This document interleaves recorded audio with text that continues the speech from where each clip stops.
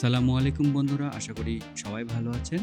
আপনারা ইউএস বাংলার ২১টি এয়ারক্রাফট বা বোয়িং এয়ারক্রাফট সংগ্রহের যে ভিডিওটা সেটা সবাই দেখেছেন এবং হাজার, হাজার মানুষ দেখেছেন এবং আমি আজকে এটা নিয়েই বিশ্লেষণ করব এবং এর চুলচেরা বিশ্লেষণ করব।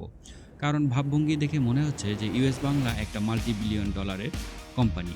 আর ইউএস বাংলা এই ব্যাপারটাকে $1.5 বিলিয়ন ডলারের একটা চুক্তি হিসাবে কিভাবে দেখাচ্ছে এবং এর মধ্যে কোনো কিন্তু আছে কিনা সেটাই আমরা খুঁজে বের করার চেষ্টা করব। তো চলুন দেরি না করে শুরু করা যাক।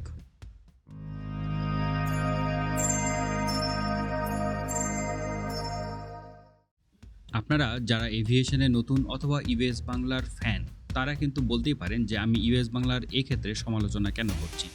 তাদের ক্ষেত্রে আমি বলব যে আপনারা আমার প্রিভিয়াস ভিডিও বা পূর্বের ভিডিওগুলো দেখে আসতে পারেন। সেখানে কিন্তু আমি বিমানেরও সমালোচনা করেছি। যখন বিমান তাদের এই ১৪টা এয়ারক্রাফটের ডিলটা তারা ৩.৭ বিলিয়ন ইউএসডি হিসাবে দেখানোর চেষ্টা করেছে এবং আমি সেখানেই বলেছি এটা শুভঙ্করের ফাঁকি রয়েছে। কারণ ৩.৭ বিলিয়ন এখানে কখনোই হতে পারে না এবং মন্ত্রী নিজেই কিন্তু পরে স্বীকার করেছে যে না, এটা ৩.৭ বিলিয়ন না, এটা 2.1 বা সামথিং এই বিলিয়ন ডলারের চুক্তি। তার মানে অর্ধেক বিলিয়ন ডলার কিন্তু এখানেই কমে গেল। তার অর্থ মানে আপনাকে প্রশ্ন করতে হবে। প্রশ্ন করলেই প্রশ্নের উত্তর মিলবে। ইউএস বাংলার এই অনুষ্ঠানটা বাংলাদেশের অন্যতম সেরা একটা হোটেলে নামি দামি মানুষের উপস্থিতিতে এবং সরকারের উচ্চপদস্থ কর্মকর্তা কর্মচারীর সাথে মার্কিন রাষ্ট্রদূত এবং বোয়িংয়ের ভাইস প্রেসিডেন্ট, মানে এই অঞ্চলের ভাইস প্রেসিডেন্টের সেই আগমন বলেই দিচ্ছে যে এটা গুরুত্বপূর্ণ একটা ঘটনা এবং এটাকে সংবাদ মাধ্যমরাও যেভাবে প্রকাশ করছে তাতেও এটাকে মনেই হতে পারে যে এটা অবশ্যই একটা গুরুত্বপূর্ণ ঘটনা। কিন্তু বাংলাদেশের কর্পোরেট জগৎটা যেভাবে আগাচ্ছে তাতে সব কিছুতেই কিন্তু রয়ে যায়। খুব সহজভাবে একটা প্রশ্ন করুন, সেটা হলো ইউএস বাংলা কি এই এয়ারক্রাফটগুলো কিনে নিচ্ছে? না, কিনে নিচ্ছে না। ইউএস বাংলা ভাড়া করছে। যখন একটা প্রতিষ্ঠান কোনো জিনিসপত্র কিনেনি বা উড়োজাহাজ কিনেই নি, তাহলে দাম কিভাবে আসবে? এখানে আসতে পারে যে প্রতি মাসে তাদের ২১টা এয়ারক্রাফটের জন্য বা প্রতি এয়ারক্রাফটের জন্য কত টাকা লিজ দিতে হতে পারে বা লিজের খরচটা কত হতে পারে। কিন্তু সেটা অবশ্যই ১৮,০০০ কোটি টাকার ডিল না।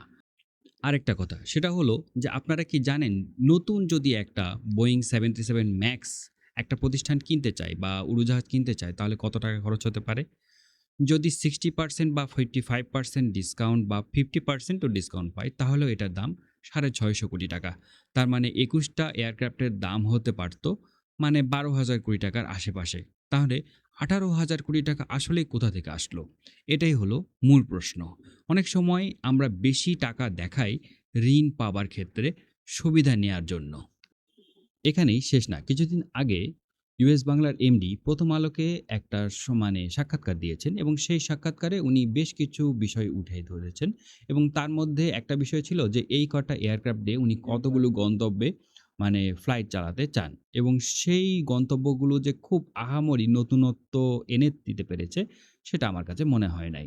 এই বিষয়গুলো নিয়ে অবশ্য ভবিষ্যতে আমি ভিন্নভাবে আলোচনা করতে পারি যদি আপনাদের আগ্রহ থাকে। আজকে এ পর্যন্তই। সবাই ভালো থাকবেন। আল্লাহ হাফেজ।